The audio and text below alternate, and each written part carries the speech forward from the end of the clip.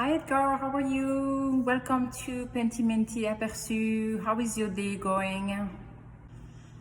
Do you create work that is in conversation between sculpture and painting? Thank you, Christina, for this question, because it leads to the center of my current artistic work. In the mind of art lovers, there are two sorts of art: the panel painting and the sculpture. Works of the third sort of art, the relief, are not in common. You seldom find them in exhibitions, and people call them rather objects. A relief is a sort that stands between the both. On the one hand, it hangs on a wall and shows its front side. On the other hand, a relief has three different views: from the left, from the right, and frontally. Therefore, it should be viewed from these three sides, which then offer three different views or pictures. In some of my works, which require you to walk past them, the three views merge into one another and produce a reverse perspective. This creates a counter movement that some call them moonwalk reliefs. Do you think that your work is responding to architectural space?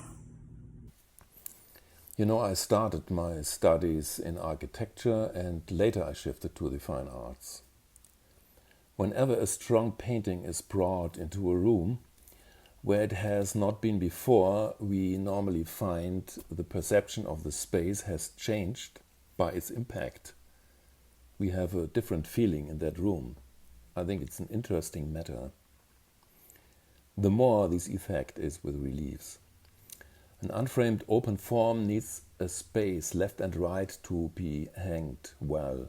Art historians say reliefs and objects convert their center to the outside.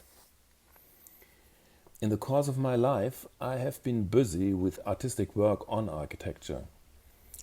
That had influence on my free work too. One expression of art in response to architecture is the so-called trompe-l'œil. Trompe-l'œil means outwitting the eyes.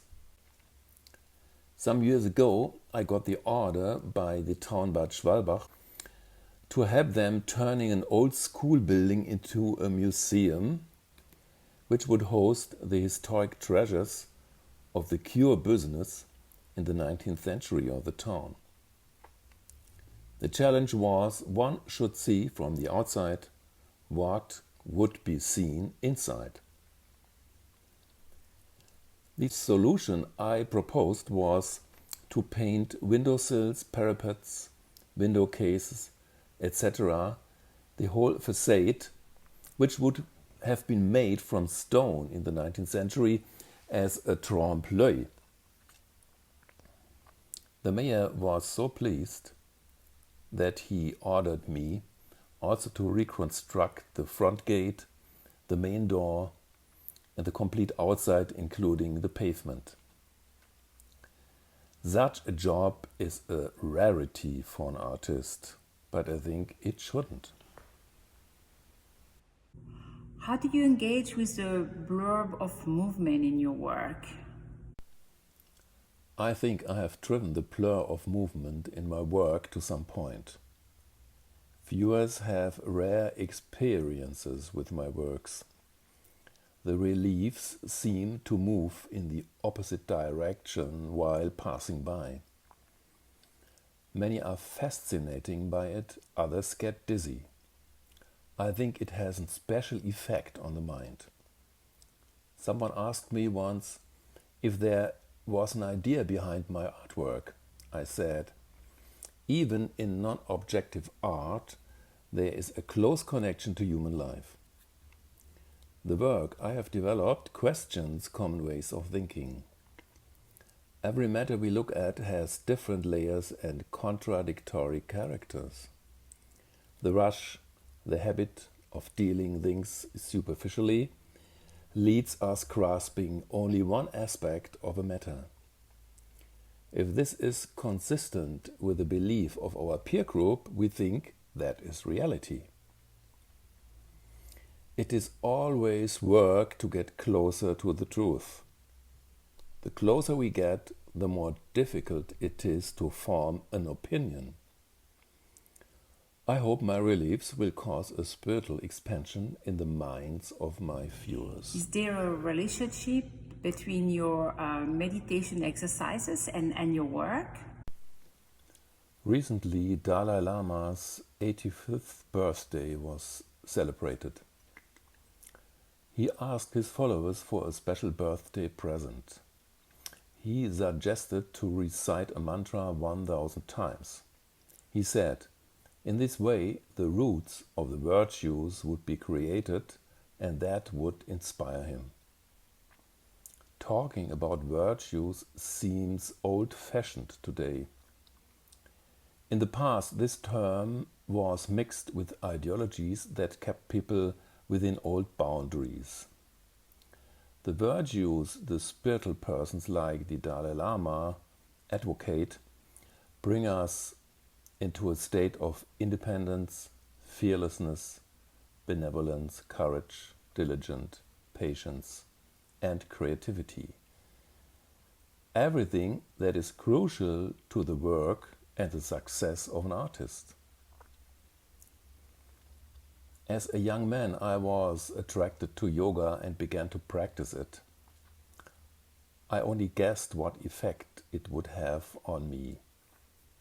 Meditation, for example, is not a dream journey, but a training. We train our body by using our muscles more intensively than in our daily life. In meditation, the opposite happens. The permanent inner dialogue is stopped by concentration.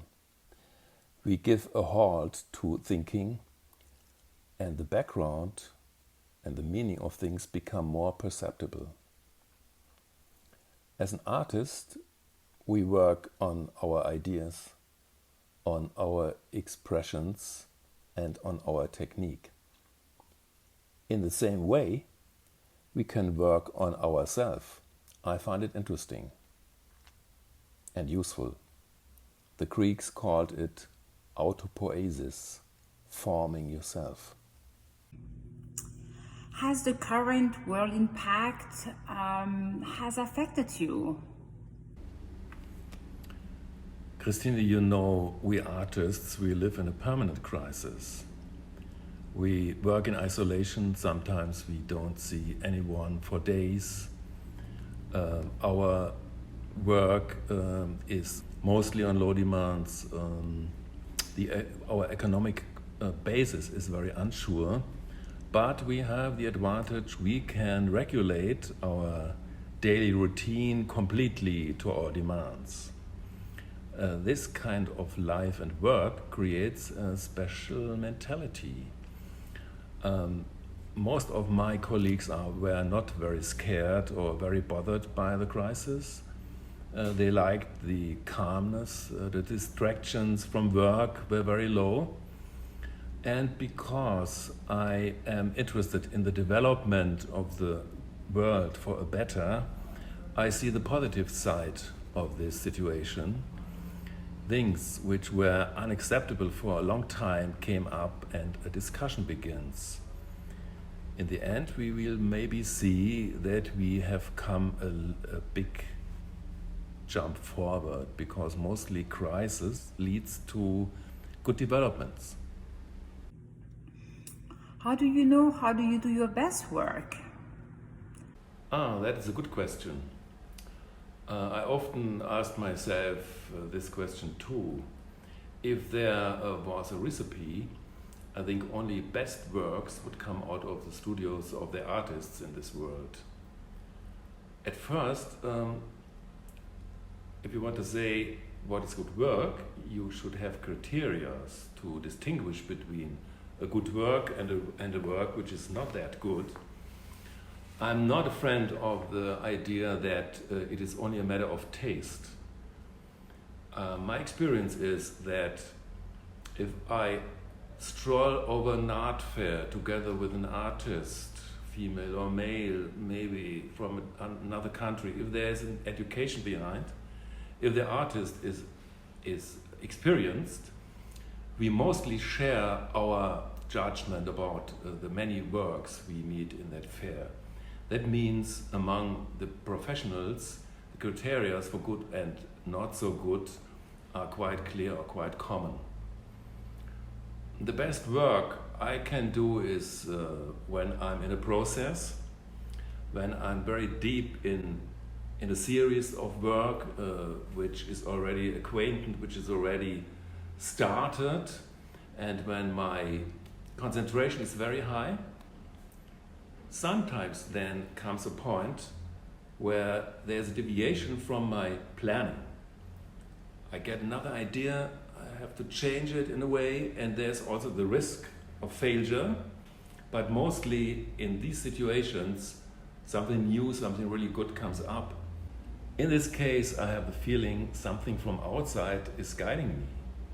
We do not know which forces, part of those we are aware of, are involved. What did you do this morning?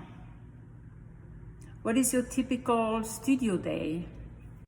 I wake up in the morning between 6 and 7, no matter what time I had gone to bed the day before. I take a shower and I do my morning exercises, meditation and yoga postures after I have breakfast with my wife Angelica. My best day is when I have no desk work, no correspondence and other errands, and I can go to the studio immediately. I ride my bike and stay in the studio until the evening. After the midday snack I do a power snap for 20 minutes. And in the evening, when I have come back, I meet my wife. Angelica comes from her dance studio and we have dinner together. So what is your favorite things beside art? Oh, I like to be out in the nature. I use my mountain bike to have a bigger range and to get some of training. I like the company of interesting people. I love good exhibitions and concerts. I like to write down my thoughts and I love everything that has visual appeal. A beautiful landscape, good art, successful architecture are like an important food for me. I have humor and I like people who have humor.